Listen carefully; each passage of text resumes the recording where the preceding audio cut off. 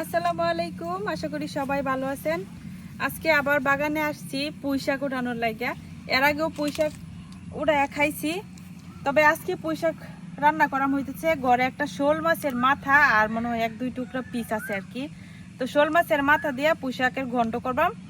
তো যাই প্রথমে পুঁই শাক উঠাই নেই। তো বাগানে কিন্তু আমার অনেক সুন্দর এখন পুঁই শাক হয়েছে। এখন শুধু বাগানে বেগুন, ডাঁটা, পুঁই শাক এগুলাই হলো সবচেয়ে সুন্দর আছে। আর বাকি সবজিগুলো হলো বর্ষায় বৃষ্টিতে নষ্ট হয়ে গেছে। তেমন সবজি থাকেও না বাগানে বেশি দিন। আজকে শুধু পুঁই শাকের পাতা, যে বড় বড় পাতাগুলা উঠাই নিলাম। আর ডাঁটাগুলা থাকুক, ডাঁটাগুলা থেকে পুঁই শাকটা আরো মানে লম্বা হোক, তারপরে হলো ডাঁটাগুলা তুলবাম। যেই পুঁই শাকের ডাঁটা বড় হয়েছে এডি হলো ডাঁটাটা ভাঙ্গে দিয়াম, তাইলে আবার ওইব মানে লম্বার দরকার নাই। আমার জুপা লইছি, এই যে পাতাগুলা কি সুন্দর। আর নিচের যে বড় বড় পাতা, এই পাতা দিয়ে উঠাই নিয়ে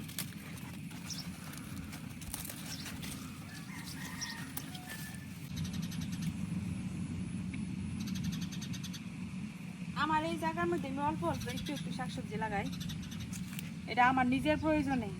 আর এই দিকতে যে মানুষ যাওয়া আসা করে দেখে কত মানুষের যে কত আফসোস, চোখ লাগাই দেয়।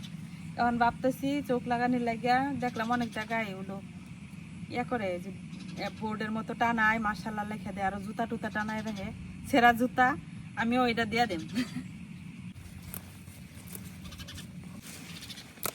এই পাতা দিছি কত বড় বড়।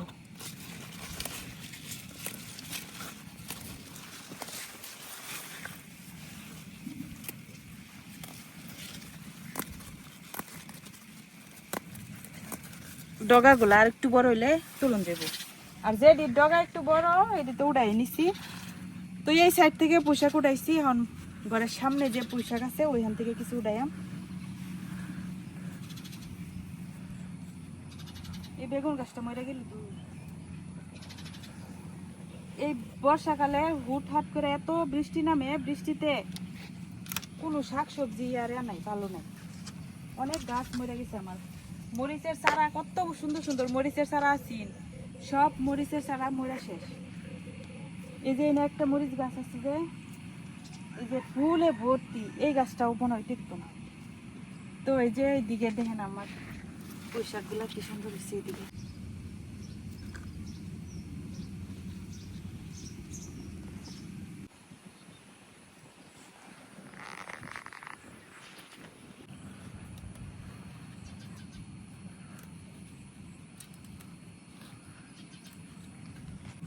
প্রচুর আগাছা হয়, এত পরিমাণ দুর্বা ঘাস হয়। এই ঘাস পরিষ্কার করে মানে একদিন পরিষ্কার করলে পরের দিনে দেখা যায় আবার ঘাস হয়ে পড়ে গেছে।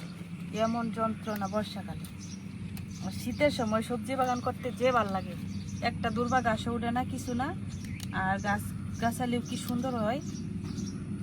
তবে শীতে আর কি একটাই সমস্যা, পানি দেওয়ার লাগে টাইম না অনেক।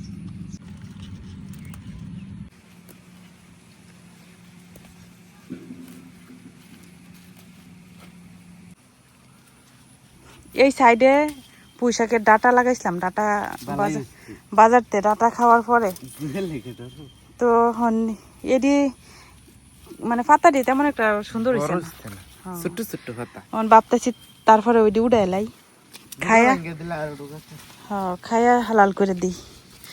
এই যে একটা লাল শাক, লাল শাক দেখেন একদম ডাঁটার মতো বড় হয়েছে।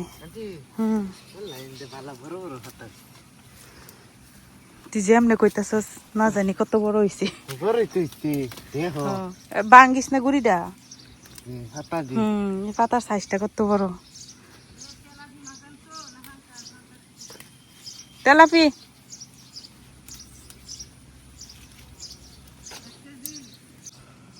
আমরা আগে রং দিতাম পুঁই শাকে, ইয়া হয়ে গেছে গা, গুড়া হয়েছে। এটা লাল ইয়া, লাল পুঁই শাক। লাল চালু কর, বইয়া রয়েছে, জুয়ে ধরবো। এই যে এটা লো, এটা অর্ধেকটা ভাঙ গেলা, একদম নরম। সার মারতে হচ্ছে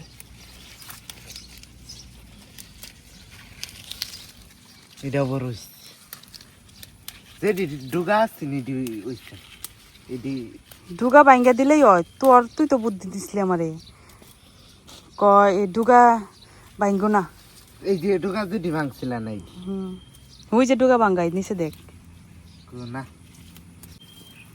এক জুড়ি টাটকা শাক, নিজের হাতে লাগানো কুই শাক, এক জুড়ি শাক উঠাইছি, একটু খাইলেও অনেক স্বাদ। বাজারের দিতে এই শাক খাইতে অনেক মজা।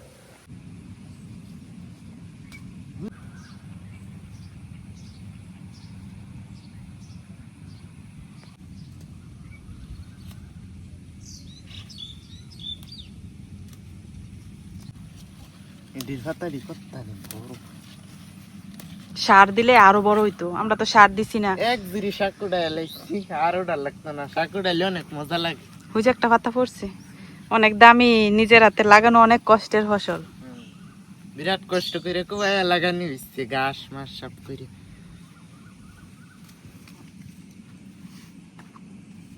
পুঁই শাক গুলো আমি ভালো করে ধুই আনছি। আর এই যে এগুলা হইতেছে শোল মাছের মাথা।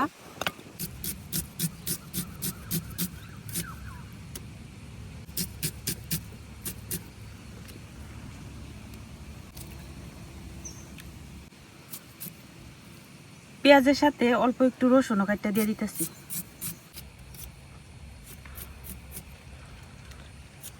একটু আগে এত পরিমাণে গরম আছে না, আর এখন কি সুন্দর বাতাস ছাড়ছে। প্রত্যেক দিন এখন হলো 2টা-3টার দিকটাই মানে তুফান নামে আর বৃষ্টি নামে। তো আজকেও মনে হয় বৃষ্টি হইব। তো ঝটপট রান্নাটা করে নেই। এখন কড়াই দিয়ে দিতেছি তেল, পেঁয়াজ আর রসুন আমি কাটতে নিছি।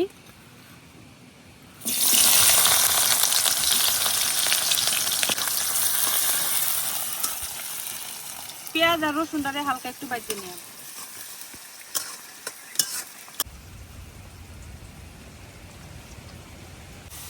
লবণ, শুকনো মরিচের গুঁড়া, হলুদ, ধনিয়া, জিরার গুঁড়া, একটু পানি।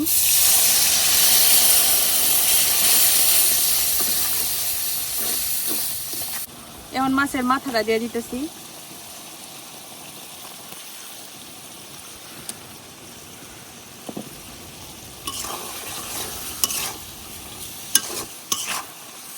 মশলার সাথে এখন মাছের মাথাটারে একটু ভালো করে কষাই নিই।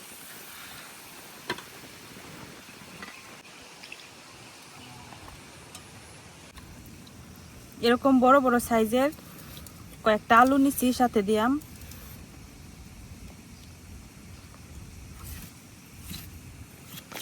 আলুগুলারে একটু এরকম বড় বড় করে কেটে নিতেছি।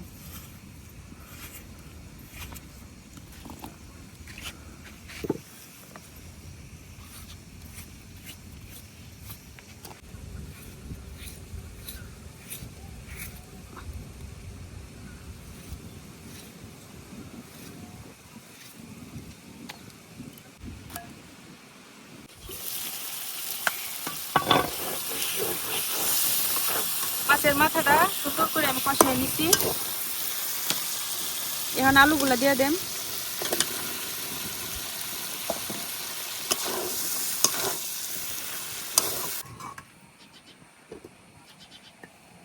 তো এদিকে আলুটা মাছের সাথে একটু কষাই নিলাম, আর এই ফাঁকে যাই আমি গাছ থেকে কয়েকটা কাঁচামরিচ নিয়ে আই।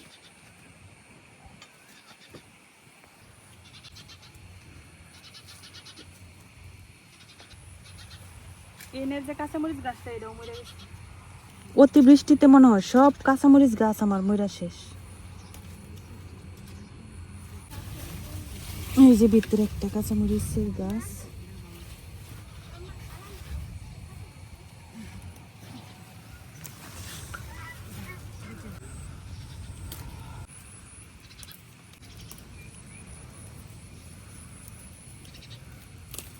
এই যে কতগুলো মরিচ উঠাই নিচ্ছি, এটি দিয়ে হয়ে যাব।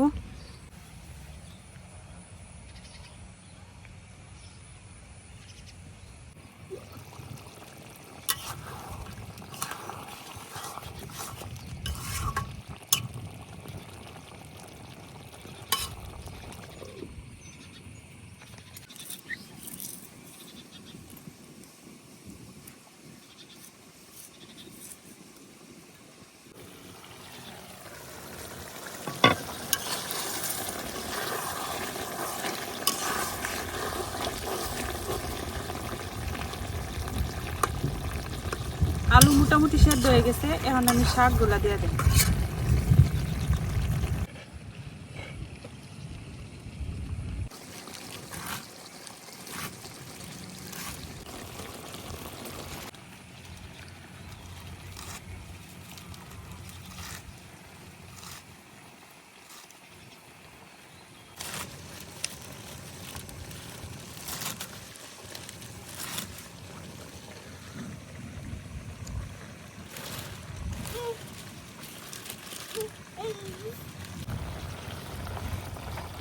অল্প অল্প শাক দিয়া একটু ডাইকে দিলে শাকটা সিদ্ধ হইলে পরে আবার দিয়াম, কড়াই ঢালে জায়গা হতো না।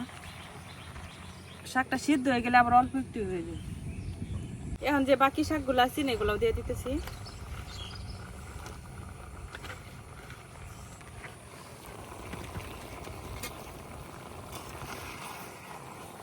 নিচে অল্প একটু লড়াই দিই যাতে না লাগে যায় আর কি, যেহেতু আমরা এনে আর পানি ব্যবহার করতাম না। এভাবে ঢাইকা রান্না করে নিয়ে আমার কি ঘন্টার মতো হইব, পানি দিতাম না। সাথে কাঁচামরিচ চেরাগুলোও দিয়ে দিতেছি।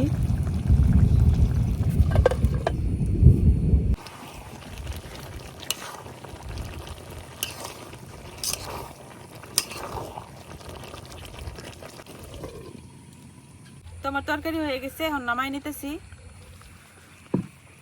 তরকারি কালারটা দেখেন কত সুন্দর হয়েছে, মানে এত সুন্দর গ্রান বের হইছে পুঁই শাকের।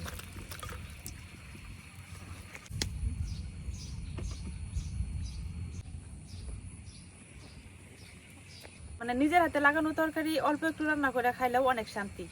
তো তার মধ্যে আলহামদুলিল্লাহ আমি আমার বাগানে টুকটাক যাই লাগাই তাই দিয়েই রান্না করে খাইতে পারি। এটা আমি অনেক আমার ভাগ্যের বিষয় বলতে গেলে, কারণ সবারই এই সামর্থ্য হয় না। জায়গা জমি থাকলেও অনেকেই করতে পারে না। তবে আমি অল্প একটু জায়গার মধ্যে যে এত সুন্দর করে অল্প অল্প গাছ লাগায়া মানে নিজে উঠায় উঠায় রান্না করে খাই, এতেই আমি অনেক তৃপ্তি পাই।